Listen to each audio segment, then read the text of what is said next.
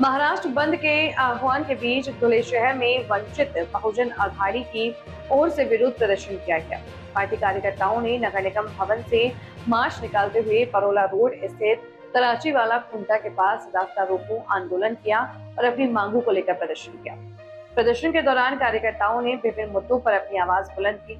प्रदर्शनकारियों ने महिला छात्रों से जुड़े मामलों में जिम्मेदार लोगों के खिलाफ सख्त कार्रवाई की मांग की तथा केंद्र सरकार की नीतियों के विरोध में नारेबाजी की। मार्च और प्रदर्शन के दौरान बड़ी संख्या में वंचित बहुजन अघाड़ी के पदाधिकारी, कार्यकर्ता तथा अन्य सामाजिक और राजनीतिक संगठनों के प्रतिनिधि भी मौजूद रहे। कार्यक्रम शांतिपूर्ण ढंग से संपन्न हुआ। कानून व्यवस्था बनाए रखने के लिए पुलिस बल भी मौके पर तैनात रहा। प्रदर्शन के दौरान नेताओं ने कहा कि जनता से जुड़े मुद्दों पर उनकी आवाज आगे भी लोकतांत्रिक तरीके से उठाई जाती रहेगी। प्रशासन को मांगों से संबंधित ज्ञापन भी सौंपा गया। फिलहाल स्थिति सामान्य बताई जा रही है और यातायात व्यवस्था को भी कुछ समय बाद सुचारू कर दिया गया है।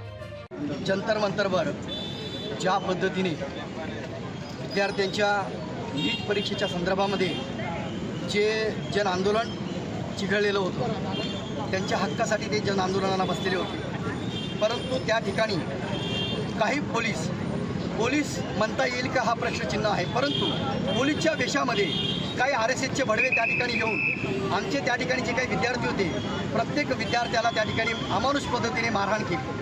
तेच नाही तर त्या ठिकाणी 16 वर्षाची जी काही मुलगी होती तिच्या पार्श्वभागेवर आणि तिच्या वरच्या ठिकाणी काही पोलिसांनी हात देखील लावले। तर या माध्यमातून श्रद्धेय बाळासाहेब आंबेडकर यांनी आज 23 तारखेला पूर्ण महाराष्ट्र बंदची हाक दिली। त्या माध्यमातून धुळे जिल्ह्यातून माननीय शंकरांना खरात जिल्हा संघटक वंचित बहुजन आघाडीचे, त्याच पद्धतीने आकाश भाऊ बागुल, योगेश भाऊ पगारे, रोहित बागुल, मी स्वतः दक्ष पत्रकार संघाचा अध्यक्ष संस्थापक, त्याच पद्धतीने राहुल वाघ भीम आर्मीची आणि संपूर्ण वंचितची धुळे जिल्ह्याची टीम या ठिकाणी आम्ही आज इक्बाल मलिक या ठिकाणी धुळेची जी काही संपूर्ण टीम आहे वंचित बहुजन आघाडीची, आम्ही संपूर्ण व्यापाऱ्यांना आणि धुळेकर वासियांना या ठिकाणी विनंती केली आहे की तुम्ही आज बंद पुकारण्यात यावा। हा बंद काही आमच्यासाठी नाही, कुठल्या एखाद्या पक्षासाठी नाही, कुठल्या एखाद्या धर्मासाठी नाही, हा विद्यार्थ्यांसाठी। तुमच्या घरातही विद्यार्थी आहेत, तुमचाही विद्यार्थी, तुमच्याही घरातला मुलगा मुलगी या ठिकाणी भारतात कुठेही शिकायला जाऊ शकतो।